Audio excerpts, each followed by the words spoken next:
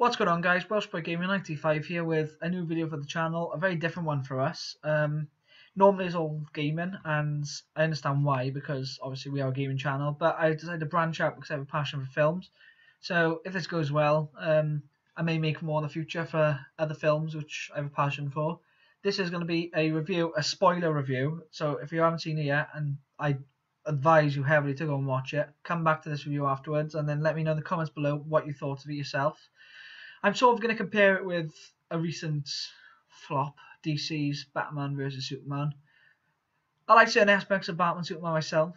I actually like Ben Affleck as Batman. I took a lot of stick for that, but I do like Ben Affleck as Batman. But I can't say it's a good film overall because there's so many plot holes, inconsistencies, things that don't make any sense, that don't need to be in the film. But I loved it, Captain America Civil War.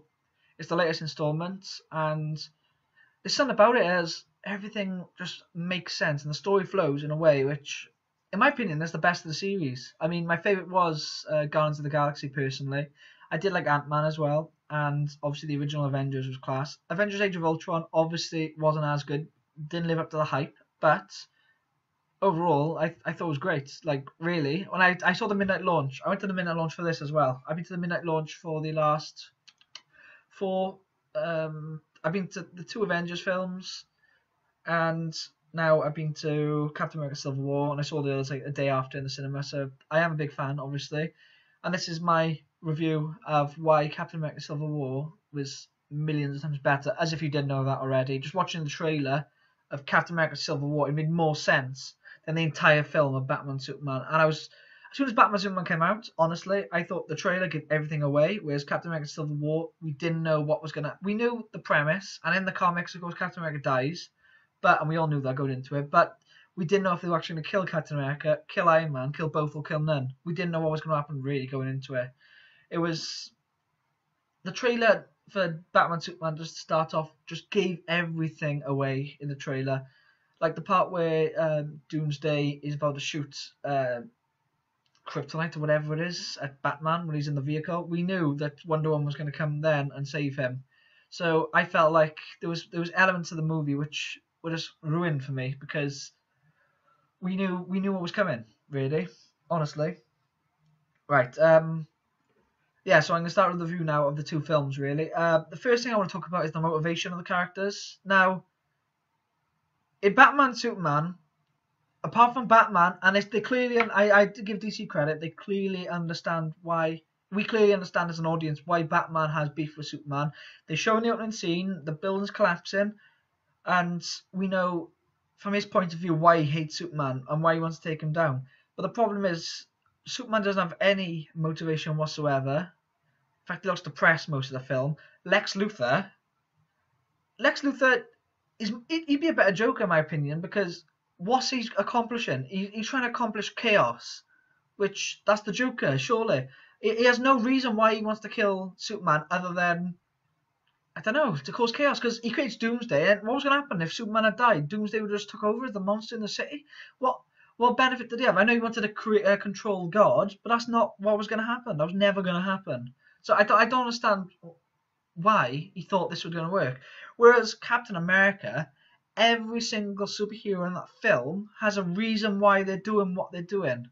Like, if you look at like Scarlet Witch as just an example, for in the opening scenes, we see I'll go into in a bit the actual opening, but you see a superhero fight against Crossbone, I think his name is, and a few of his thugs, and basically she blows up a bit of a building, and it does kill a few people, but instead of it exploding on the ground, she chucks in the sky and it fucking blows the building up. And you can feel after that she has motivation not to do what superheroes do, because it tears her. She's torn. She doesn't know what is best to do at that point. And just stuff like that, it gives motivation. I mean, I can go through the cast now of just the main cast of Captain America for the film. Right, Chris Evans as Captain America. Now, to me, the film was Captain America versus Iron Man, but obviously this is Captain America 3, really, because Iron Man did his trilogy. This is the final part of the trilogy. Like Thor Ragnarok will be Thor's part of the trilogy, even though Hulk is going to be in it. to me, I know it is Captain America versus Iron Man, and it is obviously based on them. But to me, the main parts of this story really is Chris Evans, Captain America's relationship with the Winter Soldier, Bucky Barnes, because to me that's what holds this whole movie together. Is that the motivation from Captain America to do what he does is because he feels obviously the best hand to look after the world is still his own after what happened in Captain America 2, and it does draw back from Captain America 2 in a lot of ways. The whole Hydra was Shield really underneath. I feel like the fact that Bucky Barnes was obviously in the film was not blackmailed. What's the word? Not distracted. What's the word? Framed. That's what I'm going to say. Framed for blowing up the building and killing the African president's African king, I think they call him, for killing him. And that's Chris Evans' Captain America's story in this film. Really, it's not about killing Iron Man or fighting Iron Man. It's about trying to save Bucky Barnes, but obviously Iron Man gets involved. So they're both on different sides of the coin, because Captain America, his motive, apart from Bucky Barnes, obviously, is that he thinks the best hands are their own, and he doesn't want to have people looking at controlling the Avengers who might have agendas, which is fair enough, because after Captain America 2, we saw there was agendas, obviously, with Hydra being in charge. Whereas Iron Man, after creating Ultron and all the damage and chaos of Sokovia, New York, and Washington DC, which they show in The Office at one part towards the beginning, it shows that his motivation is that he thinks they should be put in check so that it's not full responsibility on the Avengers. Now, on himself as well, because I think the way it sounds, if he's struggling, and there's even a scene where a mother shows her dead son who was in Sokovia to Tony Stark to make him aware of.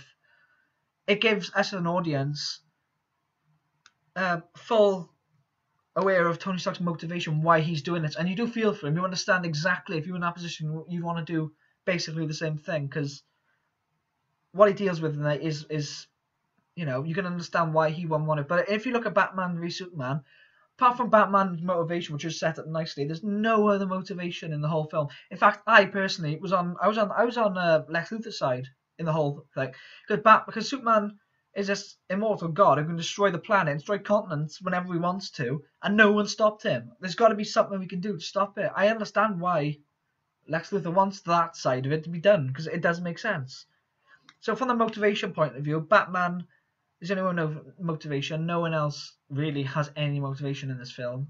But Captain America, the whole cast, every character has a reason why they're in this fight, or why they're opposed to being on Captain America's team or Iron Man's team, one or the other. When I go on to next, the opening scenes, the action scenes. Now, there's a formula to these Marvel films that they do in every single film, it seems. That's quite simply, whenever one of these big action films start, especially when they're all together as the Avengers or in big groups, even if they're not, they're just solo films, they always show a big scene, which is about 10-15 minutes long, showing them saving people, showing why they are superheroes and why we should root for them and why we don't root for the villains. There's a reason why all this happens. It doesn't always have anything to do with the main story, but it does set up. Now, this one does, because you see Crossbone fighting the Avengers, the Captain America's team, his side, who have, in the previous film, Age of Ultron, you saw the end of them getting trained up. So basically, they're trained up now. So they're fighting Crossbone and all that. And there's a part where she chucks in the air the bomb thing, and it explodes. It's like a chemical bomb, it's supposed to be, something like that. So the opening scene has a lot of good action though, and there's a lot of quips, and as they do really well, Marvel, nice fun music, exciting sets, and everything feels fun and interesting until the part with the explosion. But then that gives weight to the explosion. It makes you feel like it's important that happened in the scene. Now, compared to Batman vs Superman, Batman has a scene where he fights off a number of crooks and scars them with a Bat's logo. I like the Bat logo, I do like that side of it. But it's so dour and dark and makes you want to kill yourself by the end of it that it's just not interesting. And Superman, has got, you've seen in the trailer, he's got a whole scene where he's in the sky and he's saving people on top of houses. He's grabbing what's it called? Is it I don't know, a missile or something that's coming and going to hit the ground, and he stops it, he gets underneath it. But all the music is dire, sad, and he looks like he wants to kill himself. It looks like it's a burden for Superman to be involved. Like, he doesn't want to do it. So I don't know why. He's not really a superhero if he doesn't want to help anyone. In fact, the only person he ever helps in the film is Lois Lane. Because in the opening scene, there's a reporter goes to Lois Lane to Saudi Arabia, I think it is, so the reporter goes to Saudi Arabia with Lois Lane, and then he gets a gun pointed to his head. Now, I was expecting, if this was a Marvel film, you'd have Captain America, Iron Man, whoever, like Captain America chucking his shield, saving the man. In this film, he just dies. He gets his head blown off, and that's him. He's done with. He's finishing the story. But then you look later on, a few minutes later, Lois Lane's being questioned, and it looks like she's under threat. And all of a sudden, he's Superman's there. He's here to save her. Basically saying that he's only saving her because he's, shagging her, basically. But that's not what a superhero is all about. I just don't find that. I don't find the character. I don't believe in Superman. I never have been a big Superman fan, but you have to contrast. Batman is this dark, depressing figure. Where Superman used to be a beam of light in the old days with Christopher Reeve and all that, and now he's the same, if not worse. He's dark, depressing, looks like he wants to die. I don't see why this film had to happen like this. Why you can't have two dark, depressing people and then the villain. The villain's actually more bright and upbeat in the world than the fucking heroes. It makes no sense. You have that. Like, it just doesn't work. Whereas you compare it to Captain America Civil War, all the heroes are happy and they want to save the world. I mean, yeah, some of them want to be put in check so that someone else is in charge because they don't want to be out of control. Anyway, got through that now. Let's talk about introduction to new characters, because this is a big topic for me. Because going into Captain America Civil War, my main goal was to talk about to get Spider-Man in a correct way after Andrew Garfield, and that couple fuck up. I mean, I didn't mind Andrew Garfield, honestly, but when they said they were replacing him, I wasn't gonna cry or anything. I was okay with it. The fact they pick a teenager, I actually quite like, because all the cast are in their like 40s. It's nice having the contrast of like someone my age, like in their 20s. I know he's supposed to be younger than that, but you have someone like him coming into the universe and exploring it through a younger person's eyes, and you gotta follow him on that little journey. Now, they don't overuse him. They use him enough so that they can make follow-up films and you can enjoy it. They also introduced Black Panther. Again, motivation's everything in these films, because if there's no motivation, then why are they in the film? There's no point having them there unless they contribute something to the story itself. I don't want to just have people chucked on the screen. It's like a little kid waving his hand in front of the screen. There's no need to have it unless there's a reason behind it, right? Okay? So, Black Panther comes because Bucky is framed for murdering Black Panther's father. That's a spoiler, but I've already said that. So, the Black Panther is now the guy who plays it. I can't remember his name is now. Let's have a quick look on IMDb because I got the list up. Sorry, 2 seconds. Black Panther T'Challa, his name is. Chadwick Boseman is the actor who plays him. But, so he's now the new king of Africa, basically. Yeah, so that's where Black Panther comes from. His costume is fucking awesome. Obviously, we can all know that. You look at it, and it probably is my favourite costume in the whole cast, to be honest. And they made him come off really well. Like, he's in it quite a lot. He's in it more than I thought he would be. He's even there towards the end of the fights, even after all the superhero in that massive fight. There's that, and then you look at Spider-Man. Now, I predicted beforehand to my friends how Spider-Man would come into the movie, and it was pretty similar.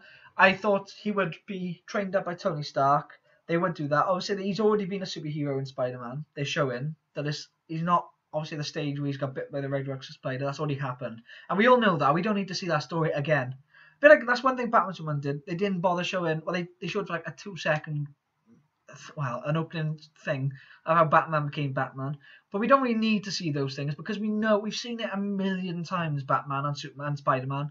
We know where they come from. We know how they are. They've had fucking... Spider-Man's had 5 films out in the last 15 years. We don't need to see another one, an origin tale. We know. Honestly, there's no need for it. So I'm glad they didn't do that. So they start off with the Alt J song, With Your Left Hand Free, which to me, I'm a huge Alt J fan, so I was chuffed when I heard that song. And it did get me going a bit, thinking, what was going to happen in the scene. So then it turns out Iron Man's already there, talking to Aunt May, and he walks in, and it's just, the suit he's wearing is just so, like, he calls it a onesie in the film, Robert Downey Jr., and I understand why, because it does look like rubbish.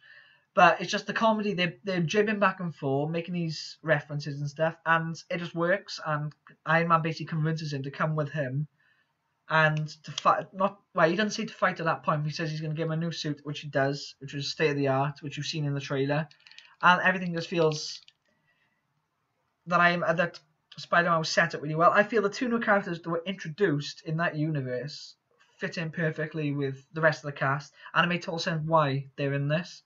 Whereas Batman Superman is the most laziest way to introduce characters I've ever seen. Honestly, they're on a fucking laptop. Like, I'm on a laptop recording now, and that's how they are. You have Flash, which comes in a dream as well at some point, which I don't understand because it makes no sense. Because Flash, I realise, can travel through time, but he can't travel in dream time. That makes no fucking sense. How can he go? How can he go into Batman's head and warn him about Lois Lane being the key? Makes no sense. I get they were following the Injustice video game. If you haven't played it on PS4, PS3, or I think it's on Xbox as well, get it. It's a really good storyline. The storyline on that is better than the actual fucking movie that they've recently released. So, what was I fucking on about? So they're on a laptop screen. So I'm supposed to believe that Lex Luthor has been videoing Flash, Aquaman, and Cyborg on their development in becoming superheroes. So I'm supposed to believe that. At the same time, he's created them fucking logos for their little images on the screen. Why would he create them logos? It makes no sense whatsoever. I mean, it's the most stupid and easiest introduction I've ever seen to characters in a film ever. And we've never seen these films like these characters on screen properly. So they could have done it prop. Avengers, Marvel I've been doing this now for what, like 10 years? The first Iron Man was, or the Hulk. So at the time I thought it was just a little film. Oh yeah, nice little Iron Man movie. That's nice. But then when I realised what they were doing, they took their time, built it slowly, and now we're at the stage. Really, DC should be doing this 10 years down the line, this Batman Superman. There's no need to have it now. They had a Superman solo film, which is shit. They should have made a second solo film with Superman. They should have had a Captain America. They should have had a Batman solo film. They should have had Aquaman, even though I don't really want to see it. If they're going to do it, they have to show him a solo. They'd show a Flash solo film, which I wouldn't mind seeing a Flash solo film. I think it could work. And Cyborg, they could have done solo. But instead, they're just chucking characters in so that they can get on with it the next part, the new Justice League, which is ridiculous. You don't need to rush this. It doesn't work just chucking characters at us. We're not going to be invested. And before the film, they went on and on about how this film was too smart for Marvel audiences. They said, no, I am a Marvel guy, but I do like DC as well. I was excited for the film beforehand. Even though the trailer looked like shit to me, I was still looking forward to it because I thought, no, it's going to be good. I do like Ben Affleck in it, and I do like Ben Affleck generally. But I just felt like everything they did was wrong in this film. So we're looking at the new characters. So they're on the screen. Wonder Woman, honestly, I think they did the best with Wonder Woman in terms of what they thought was best for the character. Wonder Woman, the actress who plays her, I don't know her name. I don't think she's very, honestly, not being nasty, but I don't think she's very good at the role. I couldn't understand what she was saying half the time, and I just don't. I don't really want to see a Wonder Woman solo film, which is going to probably be coming out. I don't want to see that. And not because she's a fucking woman. That's just stupid. Like if there was a Black Widow film coming out or a Scarlet Witch movie coming out, I would watch it and be happy. Be excited for that. It's not that. It's honestly not. It's just I don't want to see that film on my screen. No, thank you. I'm not going to see Aquaman. Well, I probably will see it, but not going to the cinema. I'm not going to go through an effort to go see it at midnight, anything like that. It doesn't interest me. So, in terms of the introduction of new characters, once again, Marvel has won. Because it's, again, ridiculously one-sided, this argument. I don't think I got any points where DC actually win. I'm going to move on next to the weight of the story in terms of... I won't talk about the action yet. I'll go on to that next after this. But in terms of why they are fighting, that is motivation, a lot of it, I guess. But honestly, the way the story builds up in the new Avengers film, it builds up slowly. It bubbles along, like you could feel. It actually it's probably the best film I've seen of Marvel, where you can feel. The Russo brothers have done a really good job of this, by the way, at building it up. It starts like low, and then slowly the story builds and builds and builds until the point where they start fighting in the airport, and then the final confrontation between Bucky, Iron Man, and Captain America. You can feel that it's just slowly moving up, and as the movie goes on, everything feels more epic, and the weight of the story feels huge, and you understand fully why they're fighting, and you feel like at the end of this film, there's no way they can go back to being what they were beforehand. It feels like it's not. Maybe it won't be obviously the end of the Avengers because they got Infinity War 1 and 2 and other solo films, but it feels like everything that happens in that film matters, and stuff like that you can't just ignore. Whereas the weight of the story in Batman, there's no story really. Let's be honest. It's just a number of scenes that make no sense. Like the way that Superman is supposed to be blamed for murdering all the people in the desert, and then Lex Luthor sets him up in the Office of Parliament or whatever they are, that he killed everyone in that room when it blows up. But then the news report straight away afterwards says Superman is innocent. So why bother with that scene? That scene did nothing with the film. It's just chucked in there. It's just a scene that's empty, really, because it has no bearing on anything whatsoever. There's no point for that scene being in the film. No point for half the scenes being in the film. They could have cut this down to an hour and a half movie, got rid of fucking Doomsday, and just had an easy. You have the one team. You have Batman v Superman, and a good logical reason why they finished fighting. Let's talk about that next. Honestly, let's just go straight into it. The way that's why they stop fighting. Now I was interested on both sides, Batman, Superman, and Captain America, Iron Man. Why would they both stop fighting in this universe? Because they can't just stop for no reason. But they do actually in Captain America and Batman, Superman. The reason they stopped fighting, which obviously most of you know, is that they have the same mother's name. Now, in this universe, Batman's already been proven to be cold-blooded. I mean, I get he's got mother issues because his parents dead and all that. But I'm sorry, if I had a spear up like that and he said Martha, I'd still kill him, honestly. I don't understand why he stops. It makes no sense. And it doesn't... if it was the other way around, Superman's a cold-blooded killer. Superman would kill Batman straight away. I mean, I think there's a scene in the film where Doomsday's attacking Superman, and Superman chucks a bus full of kids at fucking Doomsday. Honestly, I swear that happened because it seems like it. Because I don't trust Superman as a hero because he's not a hero. I don't know what he is. He's not a hero. Batman's not a hero. None of them are heroes in this film. Lex Luthor's closer to being a hero because at least his points are valid why he's doing it.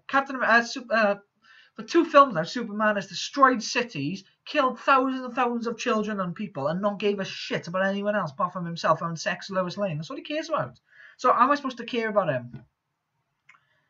Right, let's go off this topic because there's only so much I can talk about the Martha thing because it makes no sense. There's no reason why that happens. Whereas Captain America, Iron Man, they don't finish as, and they become friends after that, Superman, and which makes no sense. Whereas the Captain America against Iron Man they don't become friends when it finishes. No, they're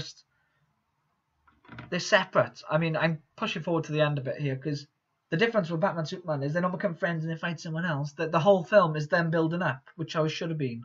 The film's called Superman versus Batman.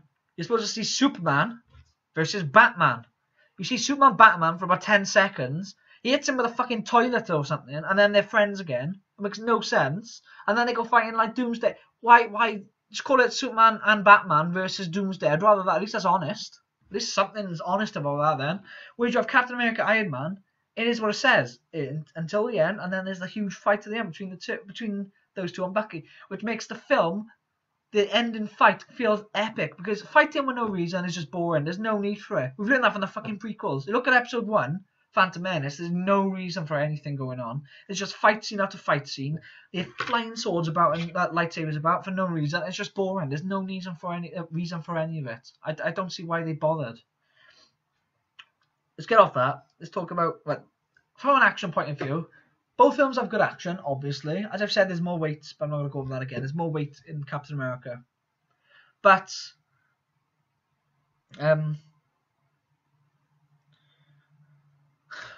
thing is, Batman Superman had to deal with 4 characters in the final scene fight.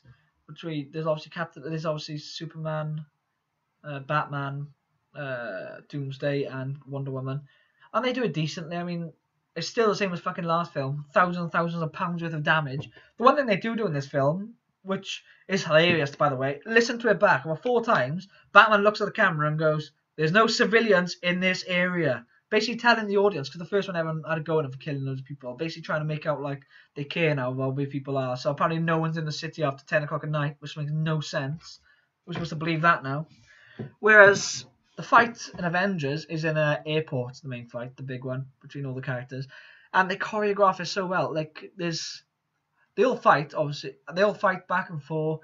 But then, as the fight goes on, there's like jibbing back and forth. There's loads of little quips. There's loads of funny moments. There's part where Ant-Man goes on the fucking boat, and I was waiting for that for ages. It was on the trailer. I was waiting for it, and he goes inside Iron Man's suit, starts pulling stuff out, but eventually, and Iron Man's like, "What the fuck's that?" Into my suit. He can only hear the voice, and eventually, then Ant-Man presses his button and goes fucking like 60 foot tall, which is awesome. I've been waiting for that since I knew Ant-Man was in this film. Stuff like that is class. The way they made every character look strong and not weak. There's not one character really. The weakest character in the film is probably Vision in terms of, obviously he's not weak. He's got a fucking Infinity Stone, but they make him look weak compared to like Scarlet Witch, because that's they're trying to make Scarlet Witch look like this hero who struggles to control her abilities, because when she's afraid of her abilities, I should say, because when they get too powerful, they get out of control. So I understand why they've done it like that. But every character has their moment. And of course, it is a lot of just fanfare because they're just trying to get every character over. I mean, but I'll give the Russo brothers credit. They managed to make 12 heroes fight and make it all make sense, work, and you kept track of where everyone was. It wasn't confusing. There wasn't Batman hiding around a wall when Doomsday was shitting himself. They were just fighting each other the way it should have been. And the end of that fight scene goes on for about 25 minutes, by the way. But that fight scene ends when Captain America and Bucky manage to get on a plane. And at this point, Scarlett Johansson as Black Widow's on Iron Man's side. So Black Panther tries to stop the plane. He gets in the hangar and is about to stop the plane. But she changes, because of her history in the previous films. Again, they've set it up, her history in the previous films with Captain America. They set it up so that she would maybe be conflicted, which she was, and she actually changed her mind and helped them escape to go and find the truth out about Bucky and the 5 other super soldiers. So that was really good. That was the last we saw of most of the characters, really. We saw Spider-Man in that scene, and he was brilliant in that scene to me. Just really enjoyable. It was really funny as doing his thing. He's fighting, but obviously he was having fun with it, and I was laughing my ass off with some of the stuff he was saying. It was brilliant, and it ended up with him getting knocked down, and they even referenced Star Wars in it, because you could tell it's a Disney film now, because they're fucking referencing Star Wars, the AT&Ts, when their feet get caught up and they fall, because that's what they do to Ant-Man when he's massive. And then the story hits a higher weight then when, what's his name now? When James Rhodes, or War Machine, gets when War Machine gets knocked out the sky because of Vision, even though he was aiming for Falcon, that's when Iron Man gets a bit pissed off and wants more than just to get Iron Man to sign the treaty and be friends. Get Captain America to sign the treaty and be friends. He wants more than that now. He wants revenge, basically. So all the other heroes on Captain America's side have basically sacrificed himself, and it shows their team. They work as a team. They work as a team to complete their goal. So then basically they all get arrested and put into the compound. The compound was to be signed on the treaty, but if the superheroes broke the law they set, then they were to be chucked in there like a prison for superheroes. So Ant-Man, Hawkeye, Scarlet Witch, and I think there's one other one as well somewhere. I can't think of the other one on our team is. They all get trapped in the prison cells. And there's a nice moment where Robert Downey Jr. is talking to Hawkeye through the cell, and Hawkeye makes him fully aware that he's basically betrayed his own kind, because he has really. And at that point, Iron Man feels like the villain in the film. He is basically the villain in the film, especially when straight after that we find out that Bucky didn't actually kill the president. So Black Panther's motivation to kill Bucky was was unfair, because obviously he got tricked into thinking that Bucky killed the president, when he never. So anyway, they go to an island.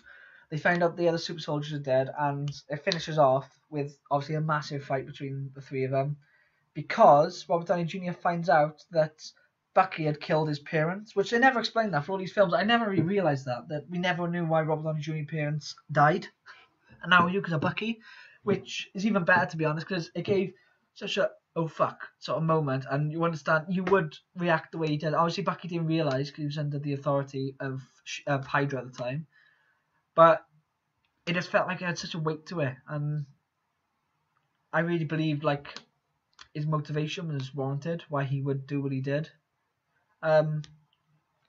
Yeah, so, but spoiler, no one died in the end, honestly. They managed to keep everyone alive,